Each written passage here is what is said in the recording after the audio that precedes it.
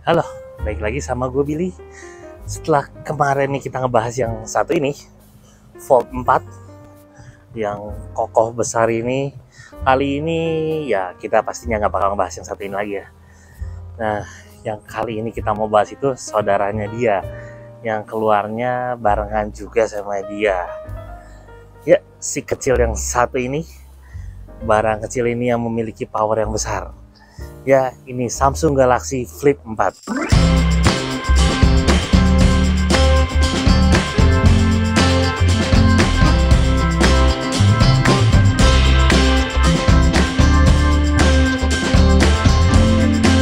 Ya, jadi seperti biasa kita awal-awalnya bakalan ngebahas apa aja yang ada di dalam paket penjualannya. Mimpi nggak bakal ada beginian, nggak bakal dikasih beginian di paket penjualan. Ini gue beli sendiri terpisah gara-gara di paket penjualannya tuh nggak ada. Ya, gitu. Flagship, tidak ada kepala chargernya. Itu nanti ya kita bahas di video yang berbeda. Anyway, dalam paket penjualannya sendiri, dia itu disertakan yang pasti kabel Type-C to Type-C-nya untuk ngecas dan untuk data transfer, dan itu aja, colokan pin buat ngebuka SIM cardnya. That's it ya, sama buku-buku petunjuk and so on lah. Jadi pakai penjualannya sendiri so simple, langsung aja. Selama gua ngetes ini barang dibawa jalan-jalan gitu kan, pasti kita nggak bakal ngetes di studio doang, nggak bakal ngetes di rumah doang, gitu, pasti jalan-jalan. Dan layaknya si Fold yang besar ini, yang mana saat dulu gua ngetes pun juga orang-orang pada melirik, mencuri perhatian. Begitu juga dengan yang ini. Memang Samsung itu sukses bikin smartphone yang bisa mencuri perhatian orang. Nah, cuman yang ini sesuatu yang besar, kokoh, memang cocok buat cowok. Enggak sih, cewek juga ada yang pakai ini. Tapi yang pasti yang ini kan untuk powernya berasa banget gitu. Nah, bayangkan dengan power yang sebesar ini ada di smartphone yang sekecil ini. Ya, jadi kurang lebih si Flip ini seperti itu. Jadi pas lama pengetesan, alih-alih soal powernya yang menarik perhatian seperti si Fold itu powernya yang lebih dilihat orang itu menarik perhatian, yang ini itu desainnya yang lebih menarik perhatian, terutama cewek-cewek biasanya itu. Jadi pengalamannya selama dari kemarin itu seperti itu. Jadi pas gua bawa ini, teman-teman pada ngeliat dan pada langsung tertarik dan coba mainan handphonenya, karena bentuknya memang kecil kan, kalau lagi dilipet hanya segini, kalau dibuka ya selayaknya smartphone biasa, lebih kecil dikit, lebih lonjong dikit ya. Selain itu dipakai buat foto-foto, karena unik juga foto-fotonya bisa pakai kamera ini langsung di sini. Nanti kita jelasin pas bagian soal kameranya. Nah, terus selain dari itu memang bentuknya kan kalau kayak gini mirip kayak tempat bedaknya cewek-cewek. Jadi ya kurang lebih dari segi desainnya mantep, cakep. Ini sih bisa dibilang kalau yang gede ini kokoh, maco gitu. Nah, yang ini lebih ke arah cantik, walaupun bukan buat cewek doang ya. Dipakai sama cowok juga keren. Tetap ya masuk lah. Cuman memang ini tuh menurut gua smartphone yang lebih cocok ke arah gaya. Walaupun dia gaya dengan jeroan yang cukup powerful juga. Nah, ngomong-ngomong soal desain, smartphone yang satu ini memang solid banget desainnya. Jadi layaknya sebuah smartphone flagship, ya begitulah solidnya itu. Memang nggak terlihat abal-abal, nggak terlihat kalau kita mungkin bilangnya kopong kali ya. Tapi yang ini memang solid banget. Bahkan untuk bagian bingkai pinggirnya ini saja, si Samsung itu ngeklaim dia menggunakan aluminium yang paling tangguh yang mereka pernah gunakan di smartphone-nya mereka. Dan selain dari itu, bukan itu doang yang tangguh. Untuk bagian, engselnya itu mereka bilang menggunakan armored aluminium, yang mana ketangguhannya itu diklaim oleh Samsung bisa sampai 200.000 kali buka tutup dan nggak akan jebol. Luar biasa kan? Nah, habis tadi kita ngomongin engsel, kita ngomongin bagian luarnya dulu, yang mana sebelah atas ini menggunakan, karena di atas ini tuh ada sub display yang layar kecil gitulah, bisa untuk menampilkan macam-macam. Nah, yang ini menggunakan Gorilla Glass Victus Plus. Jadi memang smartphone cantik ini dibuat tangguh. Nah, untuk bahan bagian bawahnya sini sih Dia menggunakan, ya memang gue sendiri tidak menemukan bahan apa yang digunakan, tapi yang pasti ini merupakan campuran metal juga. Kenapa gue bisa bilang seperti itu? Karena pas lagi dipakai ngecas, dia tuh di sini ada sensasi-sensasi seperti sedikit-sedikit statik gitu atau gimana lah. Pokoknya feel-nya beda. Makanya gue tahu ini ada campuran metalnya di sini. Ya, mantap juga. Itu yang membuat smartphone ini jadi terlihat solid dan kokoh juga. Dan untuk bobotnya sendiri ini lumayan dibanding smartphone Samsung konvensional pada biasanya. Ya ini sih gue bisa bilang lebih berat sedikit. Nah, ngomong-ngomong soal varian warnanya itu, ini smartphone itu dihadirkan dengan varian warna yang banyak banget. Ya untuk warna yang utamanya ini, yang ini graphite, namanya graphite ini. Terus ada lagi warna pink gold, ya itu sedikit kombinasi yang jujurnya baru gue denger. Ada juga yang blue, itu blue seperti biasa. Dan yang spesialnya itu, warna spesialnya smartphone ini itu Bora Purple. Bora sendiri artinya ungu ya, jadi ungu-ungu gitu, unyu-unyu kali. Ya pokoknya seperti itulah warnanya. Dan kenapa gue tadi bilang banyak banget, karena dia ada edisi bespoke. Nah, yang bespoke edition itu dia memberikan kombinasi warna yang lebih banyak lagi. Kalian mau warna apa bisa cek aja di websitenya langsung. Nanti ya kalian bisa pilih. Kalau mau beli yang bespoke edition, emang cuman bisa pilih, bisa belinya lewat websitenya langsung. Nah, ngomongin soal sekelilingnya ini ya, dia tuh dikelilingi dengan banyak garis antena, sama juga kayak yang si Fold 4. Nah, dan yang sebelah kirinya dia hanya ada SIM card tray doang, yang mana dia SIM cardnya ini hanya single, cuma satu SIM card aja, tapi dia bilang bisa dual SIM. Jadi yang satu itu SIM fisik, yang satunya lagi eSIM. Nah, yang di sebelah kanannya ini dia seperti biasa ada tombol-tombol, tombol volume, tombol power, yang disertakan juga fingerprint di situ. Nah, untuk bagian atasnya cuma satu lubang mikrofon saja, dan di bagian bawahnya agak banyak, ada 2 lubang mikrofon, ada untuk charging portnya Type-C, dan yang pastinya ada lubang untuk speaker.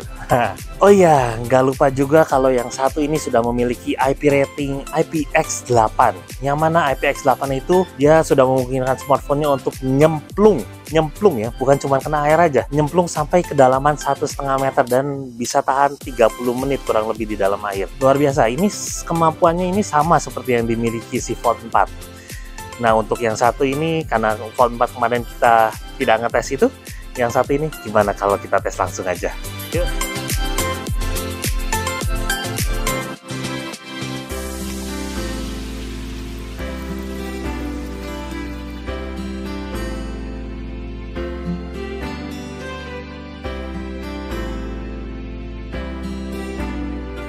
Ya, jadi ngomong-ngomong soal cantik, yang close relatednya itu sama kameranya. Yang mana dia kamera utamanya itu ada di 12 megapiksel dan kamera ultrawide-nya pun ada di 12 megapiksel. Kalau dibilang ada peningkatan, enggak juga, karena yang pendahulunya juga seperti itu.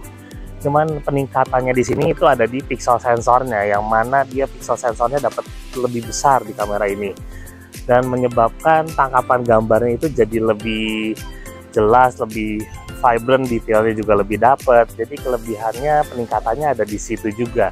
Selain dari itu, si kamera ini selfie-nya dia ada di 10 megapiksel. Jadi hasil tangkapan gambarnya itu memang bagus ya, jelas, terus enak dilihat. Yang pasti dapat detailnya, dapat vibrantnya, dapat. Bisa dibilang kalau misalnya orang desain itu nyebutnya saturasinya mantap, begitu bagus. Kurang lebih seperti itulah hasil tangkapan gambarnya. Selain dari itu juga untuk low light-nya, karena dia di sini ada fitur yang namanya nightography. Tangkapan gambar pas di kondisi low light atau malam harinya pun bagus, jelas, enak dilihat. Kayaknya membuat hasil tangkapan gambar jadi terlihat cantik aja. Bukan cuman hasil foto doang, hasil video pun juga terlihat lebih bagus.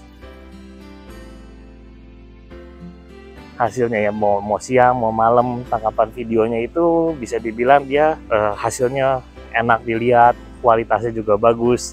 Apalagi didukung dengan dia sudah memiliki fitur iOS, Optical Image Stabilization, dan VDIS, Video Digital Image Stabilization. Nah, itu menyebabkan hasil tangkapan video dan gambarnya jadi lebih stabil. Kalau dibawa jalan-jalan, misalnya sambil ngevlog, selfie gitu, akan lebih stabil, lebih enak lah dilihatnya. Yo, jadi ini gue lagi ngetes kamera depannya, kualitas tangkapan gambar dan suaranya seperti ini. Kalau agak berisik ya maklum aja ya, gue lagi ada di mall. Jadi kira-kira nangkep seperti ini nih, teman-teman. Bagus ini kamera dalamnya, depannya maksudnya. Dan untuk cara-cara penggunaan kameranya pun dengan form factor seperti ini jadi banyak banget ya.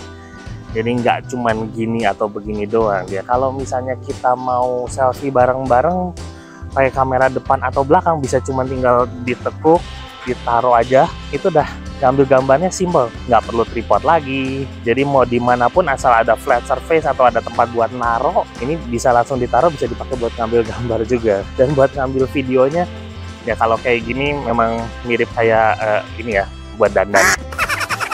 Ini mirip kayak tempat bedah. Tapi selain dari itu buat ngambil video, kalau mau yang portrait bisa kayak gini, mau yang apa namanya landscape. Nah landscape juga bisa kayak model kita pakai camcorder seperti ini. Jadi kurang lebih untuk tangkapan menggunakan pas kita pakai video atau kameranya bisa macam-macam seperti kayak gitulah. Dan nggak lupa juga ada fitur yang gue demen di sini, walaupun dia HP cantik dan kelihatannya kecil, tapi dia memiliki jeroan yang besar, which is dia sudah ada fitur yang namanya, terlepas dari fitur yang lainnya, dia memiliki director view namanya. Jadi director view ini sebuah fitur kelebihannya itu dia bisa pas pengambilan video, dia bisa memilih seperti layaknya director, bisa milih mau dari kamera mana yang diambil videonya, bisa dari kamera utama atau ultra wide-nya, selfie-nya juga bisa, semua nyala kameranya pas di director view ini. Tapi bukan itu doang, kalau misalnya director view ini mau kita pakai buat vlogging, ini pun bisa. Jadi kita sambil ngomong, muka kita masuk ke videonya, dan dia pun ya tangkapan gambar di kamera belakangnya tetap masuk dengan jelas, bagus. Jadi ya seperti itulah kegunaannya salah satu director view ini, dan gue demen ini, unik. Dan ya maksudnya di HP Samsung yang lain sih selama ini gue ngetes memang nggak nemu ya, cuman mungkin adanya di flagship aja yang director view ini. Nah, habis bahas soal kameranya, kita sekarang ya namanya review mesti ada spesifikasinya juga lah ya. Jadi ini tuh kita mulai ke bicara sedikit soal spek. Dia layarnya sendiri di layar 6,7 inch, udah menggunakan Super Ultra Thin Glass. Nah, jadi itu tuh menyebabkan dia layarnya lebih tahan. Kalau ditekuk begini, buka tutup, dia juga bisa sampai 200.000 kali sesuai klaimnya. Dan teknologi yang digunakan di layarnya ini itu merupakan teknologi Dynamic AMOLED 2X kali ya. Pokoknya seperti itu kodenya yang nongol. Dan resolusinya sendiri di sini di 2640 kali 1080p. Dan refresh rate-nya, nah ini refresh rate-nya something special, yang mana dia refresh rate-nya sudah menggunakan up to 120 refresh hertz. Nah, jadi memang dia dynamic juga di sini. Bisa berubah-ubah, bisa kalau lagi nggak perlu refresh rate tinggi ya dia bisa rendah, itu kan jadi nge-save battery juga ya, bikin lebih tahan lama. Tapi kalau lagi main game, lagi layarnya di scroll gitu, nah dia refresh rate-nya bisa mengikuti. Adaptif ini memang mantap. Nah, buat si prosesornya, dia sudah menggunakan yang mentoknya saat ini, Snapdragon 8 Plus Gen 1. Itu yang gue bilang punya jeroan yang super. Dan storage-nya dia ada di 128. Buat RAM-nya sendiri, dia RAM bawaannya itu ada di 8GB. 8GB, kalau misalnya dirasa 8GB kurang, di dalam ini tuh masih ada namanya fitur RAM Plus, yang mana untuk menambahkan RAM-nya secara virtual, seperti yang biasa gue udah jelasin. Ya, jadi dia ada fitur RAM Plus-nya ini bisa pilihan dari 2 sampai 8GB. Kita masuk ke benchmark-benchmarknya.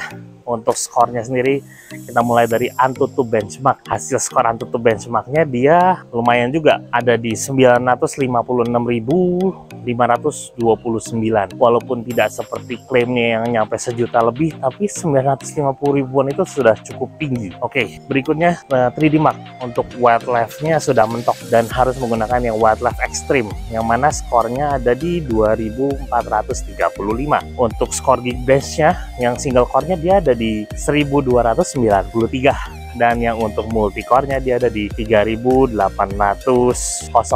Mantap sih, skor-skor ini cukup tinggi. Cuman ada kekurangannya pas kita tes menggunakan stress test, yang mana hasil dari stress testnya ini di Wildlife Extreme Stress Test dia cuma dapat 62%, 62,7% aja. Ya menurut gue sih itu kurang ya, berarti terjadi pas lagi menggunakan full load-nya dia terlalu panas dan ya terjadi throttling juga, jadi dia menurunkan performanya, makanya skornya sendiri cuma segitu. Ya di situ salah satu untuk jadi pertimbangannya kalau kalian mau beli smartphone ini untuk mengejar performanya, karena agak kurang. Nah ngomong-ngomong pengalaman selama gua ngetes ini, memang yang namanya sudah pakai A+ Gen 1 ya. Jadi kalau mau dipakai main game apapun juga udah lancar. Biasa kita ngetes pasti pakai, walaupun ini smartphone cantik kan enaknya buat nongkrong, buat foto-foto, tapi tetap dipakai nge-game juga enak karena sudah menggunakan yang Snapdragon paling atasnya, yang paling powerfulnya, yang mana biasa kita pakai untuk Mobile Legends itu sudah bisa sampai settingan ultra, dipakainya juga mulus, enak. Dipakai buat CODM juga lancar-lancar aja. Walaupun memang karena layar yang seperti ini ukurannya tidak wajar, lebih lonjong, jadi kontrolernya pun harus menyesuaikan juga. Nah selain dari itu, dia kalau dipakai yang terakhir kita pakai game Genshin Impact. Nah di sini baru agak berasa sedikit berat ya, mungkin memang dari stress testnya tadi juga. Jadi Genshin Impact kan cukup berat dan butuh full load. Nah di situ dia mulai sedikit sih, nggak banyak, ada kendalanya dikit lah. Tapi overall selama gue ngetes ini pakai main game sih enak-enak aja, performanya oke-oke aja. Walaupun ya berasa panas-panas juga pas dipakai, apalagi kalau yang pas Genshin tuh, itu kan full load, berasa hangatnya lumayan pas dipakai main game. Kekurangannya itu ada di ya salah satu fitur yang biasanya smartphone Samsung flagship itu ada kan, itu Samsung DeX. Nah di sini tuh tidak ada Samsung DeX. Ya kekurangan kecil sih di situ, karena nggak semua orang menggunakan fitur DeX ini juga ya. Tapi enak juga kalau ada fitur DeX, karena gue sudah ngerasain juga sih. Pas pakai fitur ini kita tinggal colok TV, bisa nontonnya jadi di TV gede gitu, enak. Ngomong-ngomong, dari tadi belum ngomongin soal display kecil di depan sini. Nah display kecil di depan sininya ini mungkin lebih, nah nyalainnya ini sub display. Sub display di sini bukan cuman buat nampilin jam doang, tapi dia sini bisa macam-macam. Buat pas lagi foto dia nunjukin displaynya juga bisa. Terus udah gitu animasinya juga ada macam-macam. Ada widget juga buat dipasang di mini displaynya ini, sub display disebutnya. Ya fungsinya kurang lebih nggak terlalu banyak banget gunanya, tapi bisa kepake. Untuk melihat notifikasi singkat juga bisa di sini. Ngomongin soal fitur dan kelebihannya tadi, nggak afdol kalau nggak ngomongin soal baterainya, karena ujung-ujungnya juga tetap memerlukan yang namanya baterai, memerlukan listrik untuk menjalankan semuanya, ya nggak sih? Nah baterainya itu yang satu ini ada peningkatan dibanding yang pendahulunya. Yang ini sudah menggunakan 3700 mAh. Ya untuk ukuran smartphone zaman sekarang memang itu lebih kecil, tapi jangan salah juga, baterai yang cuma 3700 mAh ini sebenarnya dia oke juga karena didukung dengan prosesornya yang lebih efisien juga. Selain dari itu fitur-fiturnya yang bisa membuat si baterai ini walaupun cuma 3700 mAh jadi lebih irit. Jadi walaupun nggak kelihatan angkanya besar, tapi pas penggunaan sehari-hari ya nggak berasa boros juga, nggak berasa dia harus bentar-bentar ngecas. Dan selain dari itu, yang pastinya nggak afdol kalau kita nggak lihat konsumsi dayanya selama menggunakan pengetesan main game ya. Pas kita main game bakal kelihatan sih, karena dia kan menggunakan full load. Nah, jadi yang pertama itu pas kita pakai ngetes di Mobile Legends itu kurang lebih selama 20 menit atau satu game, dia tuh turunnya di 6%. Ya lumayan juga ya. Nah berikutnya tuh pas kita tes juga menggunakan CODM, nah kita main kurang lebih 6 menit atau itu sama dengan satu kali multiplayer, dia tuh turunnya di 2% aja. Di sini tuh cukup irit sih. Nah yang terakhir kita tes pas pakai Genshin Impact. Nah kita main Genshin Impact di sini selama 20 menit. Nah selama itu dia turunnya tuh sampai 9%. Lumayan juga sih. Jadi memang kalau pas dipakai main game gak gitu berasa iritnya, karena memang dia kan menggunakan full load ya. Jadi dengan baterai yang 3700 doang ini, kalau digunakan full load untuk menjalankan kemampuan maksimalnya dari prosesor ini ya bakal berasa borosnya juga. Walaupun dia sendiri masih lebih mending lah ketimbang pendahulunya. Dengan baterai yang sedikit lebih besar ini dipakai ngegame bakalan lebih rasa tenang di hati gitu ya, nggak cepet habis. Tapi ngomong-ngomong soal baterainya juga, dia pengecasannya mantap. Dia memerlukan charger 25 watt, which is yang mana kalau misalnya dia tidak disertakan charger bawaan kan, misalnya kita pakai yang tipe lama gitu, itu kan agak susah juga ya karena wattnya tidak mencukupi. Nah, soal chargernya dia perlu yang 25 watt dan pas ngecas cukup impresif. Buat gue cukup mengesankan karena dia cepet ngecas ya. Ya, ngecasnya itu buat ngecas dari 15% sampai dengan 50% itu perlu waktu 21 menit aja. Dan kalau dicas terus untuk sampai jadi 100%-nya sih cuma perlu waktu 1 jam 12 menit aja kurang lebih. Mantep sih ini, cukup cepat. Jadi untuk menyimpulkan smartphone ini, dia tuh smartphone yang kecil, ringkas, desainnya cakep, cantik banget, ya menarik perhatian ya, dengan jeroan yang seharusnya powerful. Tapi kalau kalian memang memutuskan buat meminang smartphone ini menjadi daily driver kalian, ya ada hal-hal yang perlu kalian perhatikan. Yes, dia memang kokoh, yes, dia memang cakep kalau diajak nongkrong, diajak dipakai sehari-hari, itu memang eye catching banget. Tapi di balik semua itu, di dalamnya dia memang memiliki prosesor yang powerful. Tapi menurut gue sih, sepengalaman gue menguji ini, powerfulnya itu kayak terbatas gitu. Karena oke lah, ada keterbatasannya kalau misalnya mau dipakai kerja. Sebagai smartphone yang dipakai kerja sehari-hari itu, dia kurang bisa multitasking gimana banget. Karena memang ya keterbatasannya seperti smartphone layarnya zaman sekarang, ya layarnya cuma segini. Dan hanya bisa melakukan sesuatu dengan layar segini. Ya masih bisa multitasking sih, iya. Tapi kan jadi lebih kecil aja ukurannya gitu. Ya kalau kalian fine dengan itu ya nggak jadi masalah. Tapi selain dari itu pun, kalau dibilang memang jeroannya dia powerful, yes. Tapi kalau mau diajak ngebut main game, ya itu pun bukan sesuatu yang bisa jadi diandalkan. Bisa diandalkan maksudnya. Karena seperti yang udah dilihat juga dari pengujian, dia menurut gue sih tidak gitu lulus stress test ya. Ya kekurangannya sih ada di situ yang bisa dijadikan pertimbangan. Dan saat dipakai main game ya otomatis itu juga lumayan panas. Gue berasa panasnya juga. Jadi ya mungkin di situ dia udah ngeden, tapi powernya memang dibatasi juga, mungkin karena form factornya juga atau satu dan lain hal. Itu kekurangannya yang perlu jadi perhatian. Selain dari itu, dari sisi besarnya baterai ya, karena menurut gua walaupun memang dari semuanya yang udah diracik di sini itu membuat lebih irit, tapi memang baterainya bukan baterai yang kapasitasnya besar. Tapi ya walaupun masih kurang, tapi sudah oke lah dibanding pendahulunya, dia sudah ada peningkatan. So ya itu aja yang perlu jadi perhatian kalian. Tapi overall sih ya ini memang lucu, bagus, dan mencuri perhatian, dan sebenarnya enak untuk dipakai. Apalagi kalau buat cewek-cewek, ya pasti demen banget lah pakai ini. Terbukti kalau itu banyak teman-teman gue, even bini gue juga demen sama ini smartphone ya. Ya begitulah Flip 4, bagus tapi ada keterbatasannya. Oke, ya jadi sekian aja review singkat dari Geek Up buat smartphone yang satu ini, Samsung Galaxy Flip 4. Kalau kalian suka dengan video ini, boleh kasih like. Untuk dukungannya tolong di subscribe. Untuk saran dan komentar boleh tulis di kolom komentar bawah. Dengan gue Billy, sampai ketemu di video berikutnya. Bye bye, ciao.